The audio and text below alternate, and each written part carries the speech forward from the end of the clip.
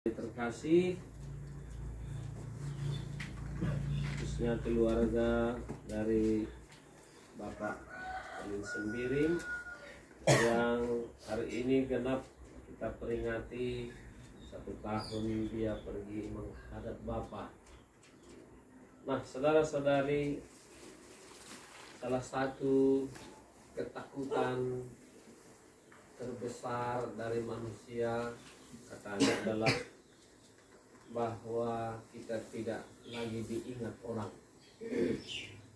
Betul tidak? Betul ya. Kalau kita tidak lagi diingat,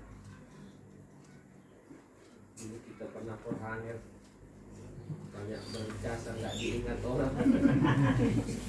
Iya kan? Kadang-kadang ya mungkin ada juga dari pihak keluarga seperti ibu ini kan, ibu banyak jasanya, pengorbanannya, tapi orang nggak pernah mengingat. Dan itu sakitnya di sini gitu. Tidak diingat, itu satu ketakutan kita.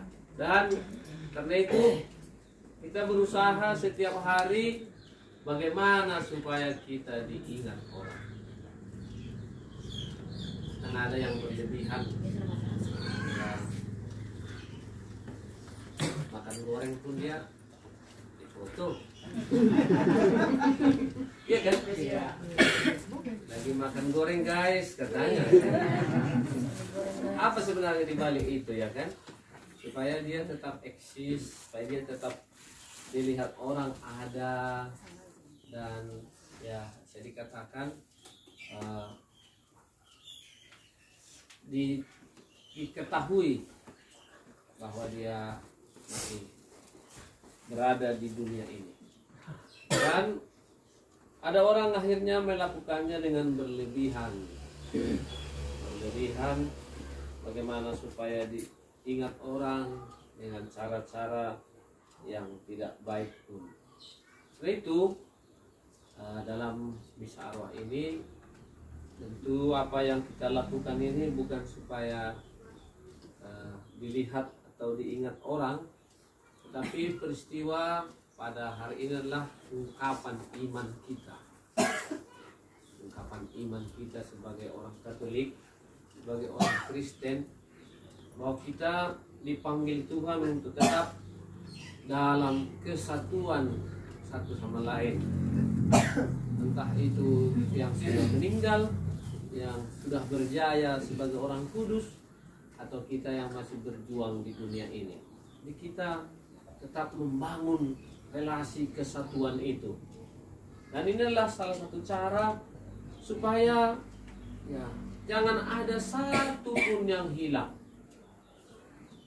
Walaupun Kristus berkata tadi, semua yang diberikan Bapa kepada aku tidak ada yang hilang katanya. Tapi itu tidak otomatis. Tidak otomatis. Tapi itu janji Tuhan bagi kita. Mengatakan satu optimisme bahwa kedatangan Tuhan tidak akan sia-sia. Dia bermaksud untuk menyelamatkan semua. Jadi tawaran keselamatan itu diberikan kepada semua manusia yang lahir di dunia ini. Tapi tergantung apakah orang mau menanggapi. Memang setiap kali manusia lahir dia diserahkan kepada Kristus untuk diselamatkan, ditebus. Karena memang itulah tugas dari Sang Putra Allah untuk menebus semua orang, supaya jangan ada satu pun yang terbuang, satu pun yang binasa. Ini yang kita lakukan malam ini adalah ungkapan iman akan apa yang dikatakan Yesus, supaya semua kita, entah saudara kita, entah leluhur kita atau orang tua kita, mereka juga mengalami ya hidup bersama dengan Tuhan dalam kedamaian abadi. Maka kalau Bapak Ibu nanti anaknya masuk Pentakosta, adi kuburkan kam terus kayua Johlah kam 1000 tahun nari. Je kam tadi sekali. Lali sinotokan kam. Ne kita kali nganotokan kita mga banci kita bergerak. Adi lali sinotokan kita johlah kita lalap nimai wari perpudi, wari kebangkitan, wari penghakiman terakhir. Tetap di situ perlu tetap kita wariskan iman kepada anak-anak kita. Mereka nanti tak percaya lagi itu mendoakan yang sudah meninggal. Kalau sudah meninggal, sudahlah, nggak ada lagi gunanya. Tuhan sudah kalau dia mau masukkan ke neraka sukanya gitu. Sementara kalau kita orang Kristen, orang Katolik, kita percaya bahwa doa-doa orang beriman berdaya guna untuk keselamatan arwah mereka yang sudah meninggal. Ya, ada gunanya. Dan juga kita rupanya berdoa. Ya, karena apa? Ya, karena itulah persekutuan. Untuk apa? Mereka yang berjuang menjadi orang kudus, kalau hanya untuk dirinya sendiri kan nggak ada gunanya. Dia menjadi suci, menjadi kudus untuk orang lain juga. Maka mereka juga mendoakan kita. Kalau kita panggil mereka. Jadi begitulah hakikat dari hidup orang beriman, orang Katolik, kesatuan yang tidak bisa terpisahkan satu sama lain. Karena itu, saudara-saudari terkasih, selain apa yang kita lakukan malam ini, hal terbaik sesungguhnya bukanlah seperti kata dokter ini, mencegah lebih bagus daripada mengobati. Bukan sesudah meninggal baru kita berdoa. Sebelum meninggallah kita mempersiapkan diri, ya kan? Jadi kalau selagi kita hidup sudah baik, penuh dengan cinta suami istri pada orang lain, nanti nggak perlu lagi orang berdoa untuk kita, karena kita sudah suci, sudah kita diterima Tuhan di sisinya. Jadi itu lebih baik. Nah, jangan berpikir pula seperti dikatakan pastor tadi, udahlah nanti ada yang mendoakan saya. Bagaimanapun hidup saya sekarang gak apa-apa, penting nanti ada yang mendoakan. Bukan itu maksudnya. Lebih baik lagi kalau sebelumnya, selama kita hidup di dunia ini, kita mempersiapkan diri seperti bacaan pertama tadi. Kita hidup di dalam roh, bukan di dalam daging. Hidup di dalam roh berarti kita melakukan, menghidupi apa yang menjadi keinginan Allah. Apa yang terjadi dalam kehidupan kita sehari-hari adalah sering kita ya memenuhi keinginan-keinginan daging, keinginan-keinginan manusiawi kita, sehingga kita akhirnya menderita, jatuh ke dalam dosa. Maka bersyukurlah pada hari ini para bapak ibu keluarga yang memiliki inisiatif suatu ya pengalaman iman yang baik yang harus kita tiru. Saya sudah sebenarnya dihubungi beberapa kali, pastor begini, nggak ada waktu tuh. Terus datang ke hari, tolong pastor tanggal sekian, di situ juga nggak bisa, tanggal sekian kan saya. Ya udahlah.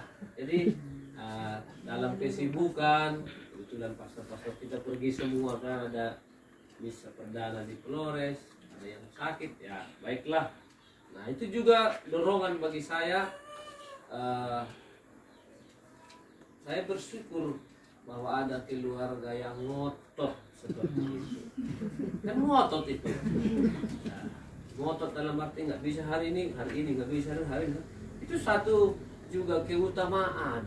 Ada juga yang ya setengah hati. Kita tahu pastor gue dulu di papan tendang adilit waktu dulu nih. Lagi adilit waktu dulu nih nah. Rasanya pastor aku lali waktu. Oke pastor 2 tahun lah kan.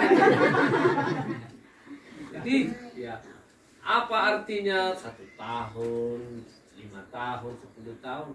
Itu sebenarnya hanya masalah waktu supaya kita juga terus memiliki ingatan akan mereka.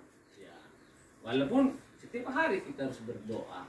Kita doakan sebentar pagi-pagi atau di gereja kalau misa. Karena ada doa syukur agung itu kan.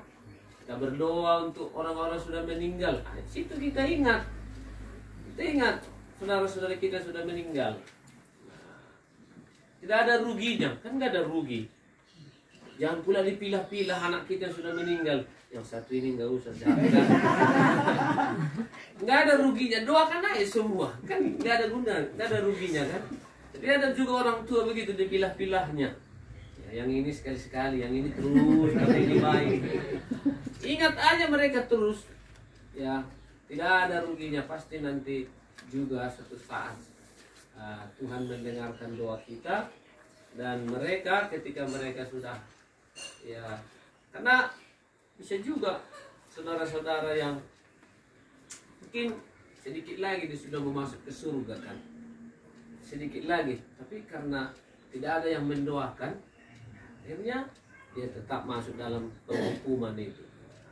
Ketika apalagi kalau tanggal 2 November itu bagus sekali. Situ bisa kita mendapat indulgensi penuh atau pengampunan dosa atas saudara-saudara kita sudah meninggal. Kalau mau indulgensi penuh, kita ikut misa, mengaku dosa, ziarah ke kuburan. Lalu jangan melakukan dosa, lalu berpuasa. 5 itu. Supaya kamu ngelas perbulangan dulu, tanggal 2 elah lakukan. Misa kami ikut. Darami aja misa. Ngaku dosa kamu. Puasa. Jangan melakukan dosa berat. Baru ziarah. Tunggu lik ngekerina obatna pas gereja teh. Tapi kita kadang ya sada sajalah, bisa saja nih. Indulgensi sebagian namanya. Indulgensi penuh ada pada tanggal 2 itu. Pada tanggal 2 itu jangan kita pergi ke ladang tidur. Di situ kesempatan yang baik khusus untuk orang yang sudah meninggal. Tak siapapun itu bisa kita doakan, kita intensikan sehingga mereka adi lanaya reh nggak tenangi ya nande.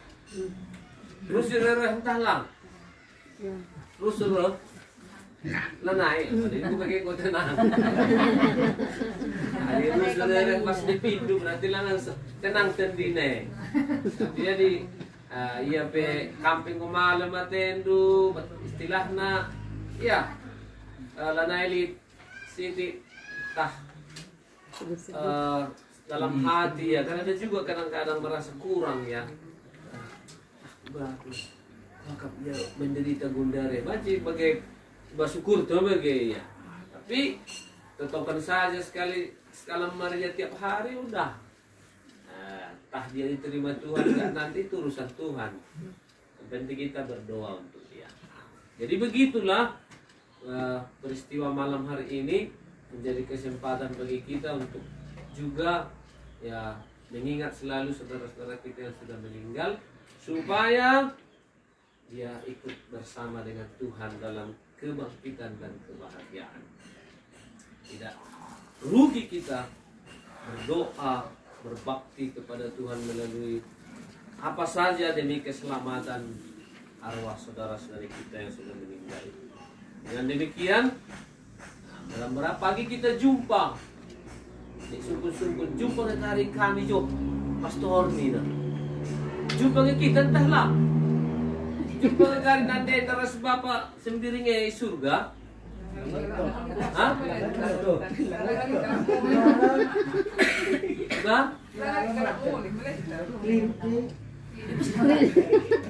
Adi dunia enda deharan lah tanda entahlah. Melala dehara je, tanda entahlah. Jope kari tanda kan, la berubah ya. diberi kusang aku dari gue jadi berukala. Cok pikari bagai kange ya. Ugagam iduni enda ya istilahnya ya gambaran dirinta bagi kami. Tapi memang secara makhluk rohani kali kita. Makhluk rohani maksudnya lanai mulik daging bagi daging bundari. Tapi ikatakan dulu lah sitah nih do ibu gawak kami. Jadi kita tetap dalam kesatuan bahwa seperti para rasul si 12 kalake. Si tandaan dia jo pastinya si tandaan lah mungkin lang kami sih pasti kita berbagai kah ading gubas kekelengan kita di surga kekelengan dem kekelengan sih pasti kita si tanda. Ya di rubah tinggal kita, kasih tanda. Di beruntung, di berukala, begitu. Jadi begitu. Kita pikir bapak kita, rupanya bapak orang mirip-mirip botaknya. Ya, tapi kalau di surga, kalau sudah demi dem penuh dengan kebaikan, penuh dengan cinta, pasti kita saling mengenal. Dan itulah peristiwa Pentakosta. Ketika mereka dipenuhi semangat cinta, mereka saling mengerti, kan begitu, saling tahu, saling memahami apa yang dikatakannya. Jadi cinta itu bisa membongkar ketidaktahuan kita, apa yang gelap bisa kita lihat kalau kita dalam cinta.